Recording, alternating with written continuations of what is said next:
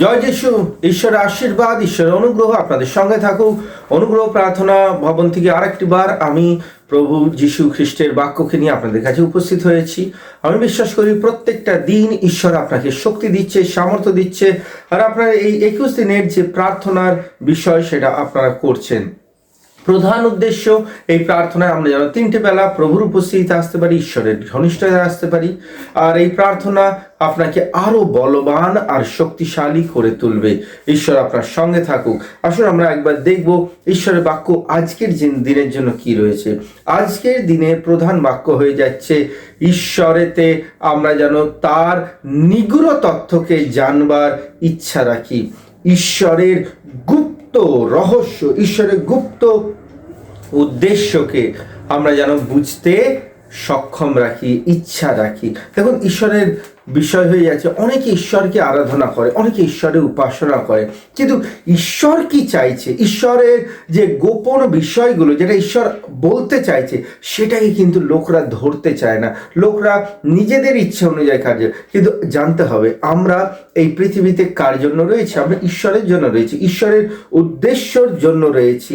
তার উদ্দেশ্য যেটা আমাদের বলবে সেটাই না আমরা করব, না আমরা কি নিজের ইচ্ছা অনুযায়ী কার্য করব? আর ঈশ্বর একটি প্রকাশন আমাদেরকে দিচ্ছে যে অন্তিম দিনেতে ঈশ্বর কি চাই। তাই একটু ধ্যানপূর্বক শুনুন। আমি আপনার জন্য পাঠ করছি ইফিসীয়র পুস্তক, বাইবেল যদি থাকে আপনারা খুলবেন। ইফিসীয় তার 3 অধ্যায় 9 থেকে আমরা পড়ব, 9, 10, 11। ঈশ্বরের নিগূঢ় পরিকল্পনার কথা সকলকে জানাবার ভার ঈশ্বর আমায় দিয়েছেন। পৌলুস কথা বলছে। সৃষ্টির শুরু থেকে ঈশ্বরের এই নিগূঢ় পরিকল্পনা তার মধ্যেই গুপ্ত ছিল। ঈশ্বর স্বয়ং সমস্ত কিছুর সৃষ্টিকর্তা। ঈশ্বর চেয়েছিলেন যেন স্বর্গীয় স্থানে সমস্ত অধিপত্য ও কর্তৃত্বের কাছে নানাবিধ উপায়ে তার প্রজ্ঞা প্রতিফলিত করেন এবং মণ্ডলীর মাধ্যমেই তারা এসব জানতে পারে। পূর্বকালে ঈশ্বর যেসব পরিকল্পনা ঠিক করে রেখেছিলেন ওই সব তার সঙ্গে মিলে যায়। তিনি আমাদের প্রভু যীশু খ্রিস্টের মাধ্যমে তার পরিকল্পনা অনুসারে কাজ করেছেন। প্রভুর লোকরা, ঈশ্বরের লোকরা, আপনি কি জানেন যে ঈশ্বর চাইছে তার নিগূঢ় তত্ত্ব, অর্থাৎ তার ঈশ্বরের গোপন বিষয় যেটা এতদিন তিনি ভেতরেতে অন্তরেতে রেখেছেন সেটা ঈশ্বর প্রকাশন দিতে চাইছে। বাইবেল বলছে যে কেহ জানতে চায় তাকে আরো জানানো হবে, যে কেহ উদ্দেশ্য রাখে। আপনি যদি এই ড্যানিয়েল উপবাস প্রার্থনায় এসেছেন, আপনার উদ্দেশ্য কি? প্রভু তোমার গুপ্ত বিষয়গুলো আমাকে বলো, তোমার উইজডম, তোমার পরিকল্পনা খুলে দাও। আর প্রভু বলছে আমি সেটা খুলে দেবো মণ্ডলীর মাধ্যমে। চার্চের ফেলোশিপ খুব ইম্পর্টেন্ট, কারণ যখন আপনি চার্চেতে ফেলোশিপ করেন ঈশ্বর সেই সঙ্গতির মাধ্যম দিয়ে আপনাকে প্রকাশন দেবে, মণ্ডলীর ওপরেতে খুলে দেবে। আপনি ঈশ্বরের উপস্থিতিতে যখন প্রবেশ করবেন প্রার্থনাতে, ঈশ্বর আপনাকে খুলে দেবে। আপনাকে ঈশ্বরের কাছে এতে কেঁদে কেঁদে চাইতে হবে। যেমন ড্যানিয়েল প্রার্থনা করেছিল, আর ড্যানিয়েল প্রার্থনা করে বলছে প্রভু তোমার উদ্দেশ্য বলো, প্রভু তোমার যোজনা বলো, প্রভু তোমার পরিকল্পনা বলো। আর ঈশ্বর আপনাকে সেই পরিকল্পনাগুলো খুলে দেবে, ঈশ্বর আপনাকে সেই যোজনাগুলো খুলে দেবে যদি আপনি ঈশ্বরের কাছেতে আজকে যাচনা করেন। আজকে সারাদিনে কি প্রার্থনা করবেন? আজকে সারাদিনে প্রার্থনা এটাই, প্রভু তুমি আমার জীবনেতে কি যোজনা রেখেছো, তুমি আমার জীবনে কি উদ্দেশ্য রেখেছো, প্রভু তোমার অন্তিম দিনের পরিকল্পনাটা কি রয়েছে। প্রভু তুমি স্বর্গ থেকে সে উইজডম, সে প্রকাশন দাও যাতে আমরা বুঝতে পারি। আর প্রভু আমাকে মিথ্যা শিক্ষা থেকে, মিথ্যা সুসমাচার থেকে, মিথ্যা বাক্য প্রচার থেকে আমাকে আলাদা করো। প্রভু আমি যেন বুঝতে পারি যে তোমার ইচ্ছাতে, যখন আমরা তোমার ইচ্ছাতে কার্য করব তখনই পিতা আমরা আশীর্বাদ যুক্ত হব, আর তখনই আমরা আশীর্বাদে পরিপূর্ণ হব। তাই প্রভুর লোকরা আজকে ঈশ্বরের সঙ্গে যুক্ত হওয়ার সঙ্গে সঙ্গে আপনি এই প্রার্থনা করুন যে প্রভু আজকে প্রকাশন দাও, উইজডম দাও। আর গড আপনাকে প্রকাশন দেবে, গড আপনাকে উইজডম দেবে, গড আপনাকে এমন কিছু খুলে দেবে যেটা আপনি হতবাক হয়ে যাবেন। আর লোকেরা বলবে যে তুমি এই বুদ্ধি পেলে কোথায়? এরকম কাকে দেওয়া হয়েছিল? যোসেফকে দেওয়া হয়েছিল। এরকম বুদ্ধি কার ছিল? ড্যানিয়েলের ছিল, সাদ্রাক মেসাক আবেদনাগোর ছিল। তারা অল্প বয়সে, ছোট বয়সেতে তারা ঈশ্বরের নিগূঢ় তত্ত্বকে, রাজা দাউদ যে ছোট বয়স থেকে ঈশ্বরের নিগূঢ় তত্ত্ব বিষয়কে জানতে পারছে। প্রভুর লোকরা অন্ধ হয়ে হাঁটবেন না, চোখ বন্ধ করে হাঁটবেন না, কান বন্ধ করে চলবেন না। যদি আপনি সেবিকাই করছেন, মিনিস্ট্রি করছেন, প্রভুতে রয়েছেন, তাহলে ঈশ্বরের যোজনাটাকে জানবার পরিকল্পনার জন্য উপবাস করুন, প্রার্থনা করুন, প্রভুর উপস্থিতিতে আসুন আর বলুন যে প্রভু আমাকে সেই মন দাও বুঝবার, আর ঈশ্বর আপনাকে সাহায্য করবে। আসুন আজকে দিনেতে আমরা প্রার্থনা করবো একসঙ্গে, যাতে প্রভু আপনার উপরেতে সেই যোজনাকে খুলে দেয়।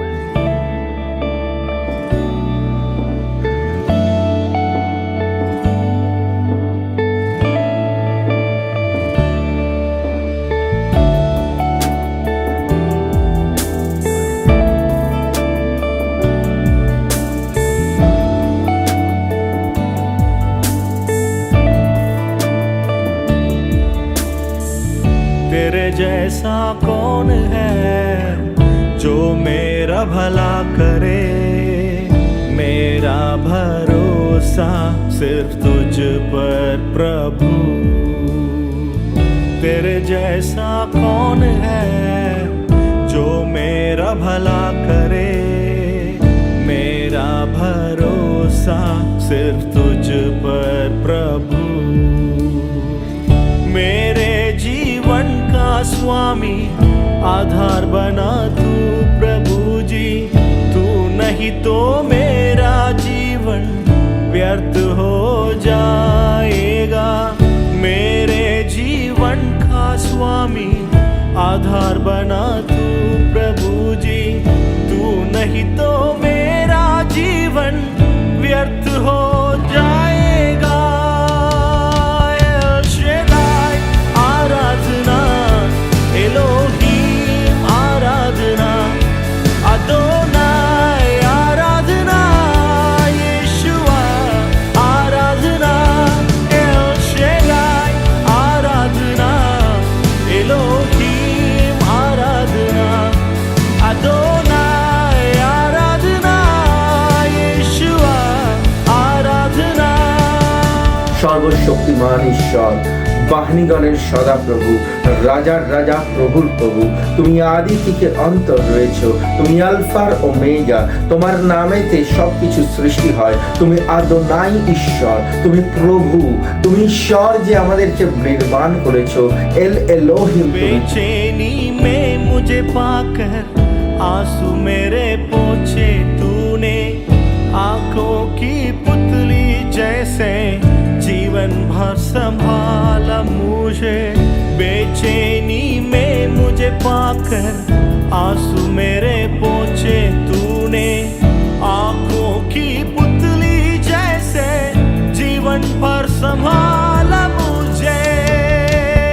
शेदाई, आराधना एलोहीम, आराधना अदोनाय, आराधना यीशुआ, आराधना एल शेदाई, आराधना एलोहीम, आराधना अदोनाय, आराधना यीशुआ, आराधना।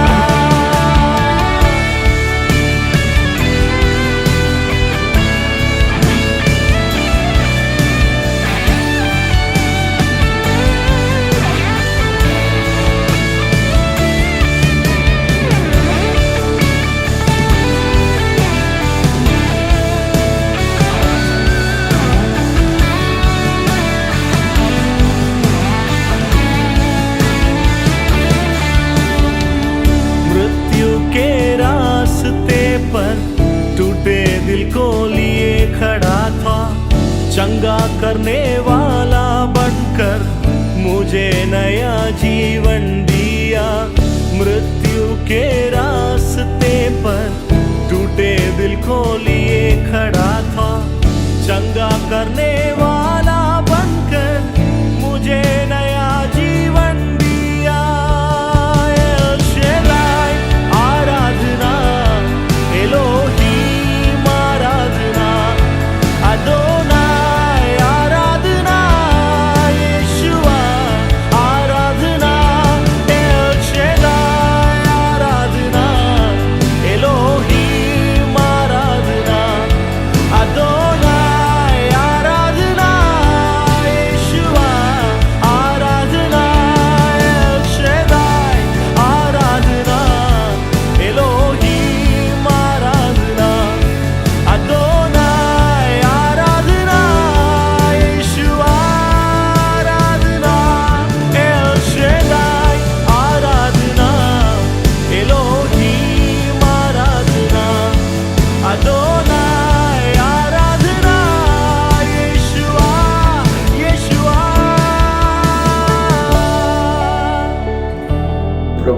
পিতা ঈশ্বর, আমি প্রার্থনা করছি আজকের দিনেতে প্রভু গো, তুমি প্রজ্ঞাকে আর তুমি তোমার গুপ্ত রহস্যকে তুমি প্রতিজ্ঞা করেছো মণ্ডলীর মাধ্যমে তুমি খুলে দেবে।